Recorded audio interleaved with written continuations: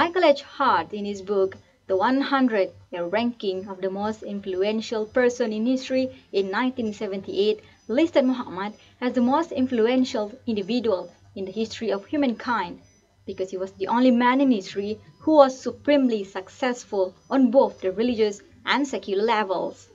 Using Muhammad as the driving force behind the Arab conquest, he may well rank as the most influential political leader of all times. Because the Prophet ﷺ, he played many roles, in within his society.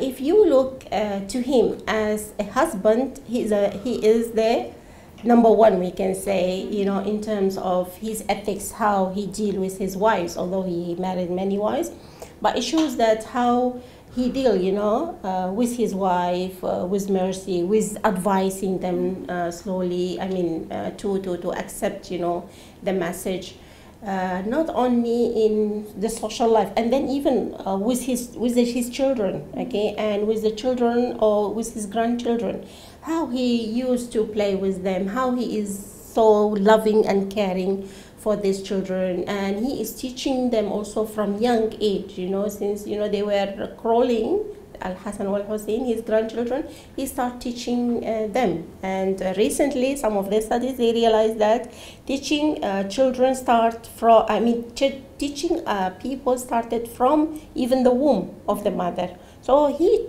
teach us that we have to teach children from a very young age.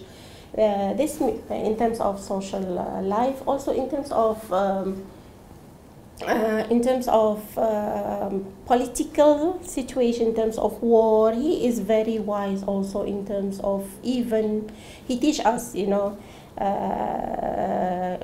have to be even mercy while you are conducting this war. You don't have to kill the children, you don't have to kill the ladies, you don't have to kill the old people, okay? You have to be mercy with them, okay? And then when you want to kill your enemy, you have to kill him in front, not to step him from his back.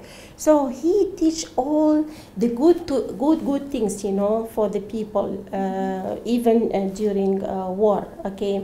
And even, with the animals, when you want to slaughter, you don't have to show the knife, for the cattle, because it will come. So all these few things, you never think that he covered every aspect of life, social life, administration life, even when he was as a leader, he is a very good leader, in terms of economy. Many things to say about economy. For example, when the people, they came to him regarding the price, fixing the price, okay? When the people asked him, during that time there was inflation and the traders, they start increasing the prices. So the people or the company came seeking his contribution, or seeking that he has, to price the goods for them. He said he cannot do this, fixing the price, because Allah subhanahu wa ta'ala in the Quran, he doesn't show him that he has to fix the price. So let the price be according to the demand and the supply of the market. The importance of the Prophet communication, as he is deemed the most influential person in history, makes many research especially valuable, as it further explains the importance of reading closely his words and communication and interpreting them for others to understand and learn from. Alhamdulillah, recently there is a revival, there is a reawakening of this type of teaching, okay? Because just a few days I came from Algeria, and I realized that they are very thirsty of bringing the Islamic education within their system.